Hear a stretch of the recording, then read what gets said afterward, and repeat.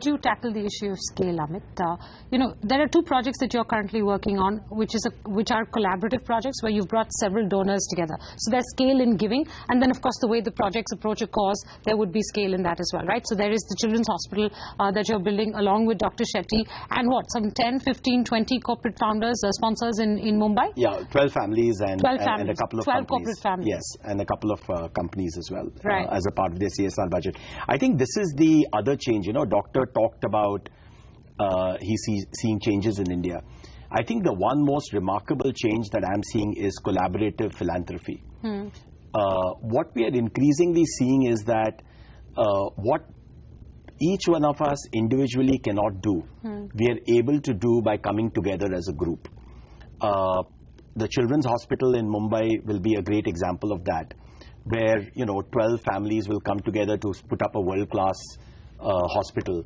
And many of those families individually could probably, you know, donate and set up a ward in normal circumstances, but could not do a hospital. Right. It required, in that case, visionary leadership of Dr. Shetty and Mr. Ramadurai, who've put the project together. And then where the role we have played is in committing capital as well as helping get the other families on board. So I think that's a good example of collaborative philanthropy. I know Rakesh does a lot of collaborative philanthropy. Every place where he's engaged with, he provides a lot of credibility by being engaged, and people draw comfort from that, and lots of people are engaged then with him to make things happen there. I think Ashoka is a great example of, again, a leader like Ashish Dhawan coming together with a few other corporate leaders and saying that we can build a world-class university in India. None of the 50 donors so far to that project individually are capable of setting up a college, leave alone a university. Sure. But I think coming together, but how did you make it happen? That's what I want to try and understand is, how did you make this happen, this coming together? I think there is, of course, a little bit of being at the right place at the right time. And as Doctor saying, you know, things are changing today. But I think there are two things which are important in my view. One is the dream must have excellence in it.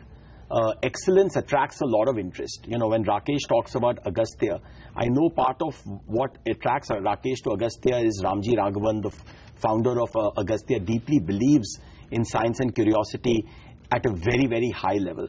Similarly, I think with both the projects I talked about, if it wasn't for the fact that you had, you know, people like Mr. Ramadurai, Dr. Shetty, Ashish Dhawan involved with these projects, who really are people who stand for excellence in what they do, it would be very difficult for people to come together behind them.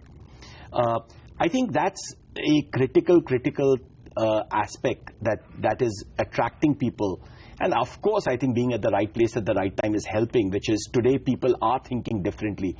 You know, there are lots of people who say that, you know, we would like to make sure that a large part of our, whatever we are blessed with, goes back into society during our lifetimes, as opposed to gets either consumed or gets simply, you know, given away as inheritance. So Rakesh, I'm sure it's been your experience then when people find out that you support certain causes, they want to be involved in those causes as well, because you know, those causes come with the credibility of a Rakesh Jhunjhunwala attached to them. Of course, those causes themselves are also important, but you want to know that you're going to be able to give your money in safe hands, and if Rakesh Jhunjhunwala trusts them, you would trust them as well. It's not that we are supporting causes because some individual is associated. Always there are groups of individuals who are associated. And the sheer work, if you look at the Shoshit Seva Sangh in Bihar, what that gentleman is, a retired secretary to the government of India. He's giving his life to see that Mujahid children, the community which eat rats, gets education.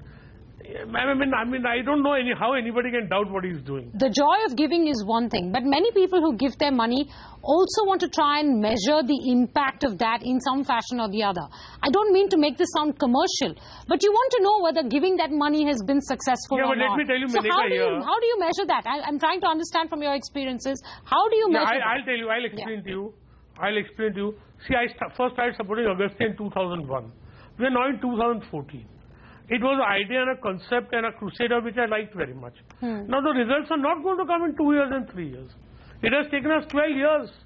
But now we get far more funds than we can use. It is now becoming so popular. So ma'am, it takes time, and you have to have belief in the cause and the person who's running for it, who's doing that cause. And there are going to, just as any business organization, any activity, when you progress, there are going to be difficulties. There are going to be challenges. You got to have beliefs. You got to stick the mile. What would you say? And measurement, ma'am, I don't measure things by audits. You know, at least I'm not doing. I mean, maybe because I don't have a very formal organization. But ma'am, the results are to see before your eyes. No, and I think what's most important is the human character which is involved in carrying out these activities. If I feel the cause is good and the person is selfless, I mean, I support Impact in Delhi. It is set up by the IIM class of 1984. All of them are today leading companies. You know, one of the 2-3 of them are full-time associated with it. I mean, they are going to come with a cause. IIM graduates of 1984. I have no reason to doubt that they are doing it for any other purpose rather than selfless service. No, I fully agree with you. I'm not disputing that at all. I'm just trying to understand, because these are questions that do come up in the process of giving, right? Am I giving to the right people? How do I measure what the outcome of my giving is? Is it really making a difference at all? How do you tackle these questions? I'm sure you get asked these questions every day. Yeah, no, absolutely. Ma'am, it is like this. I give a certain amount of money to the Tata Cancer Hospital in Calcutta every year to treat children for cancer. Children who cannot afford cancer treatment, right? I don't go and examine anything there. The House of Tata has spent 450 crores. They are the forefront of charity in India. I am giving money to them to spend on children who have cancer. Do you think I need to audit that? Do you think I need to understand, are they spending that money correctly? Yeah.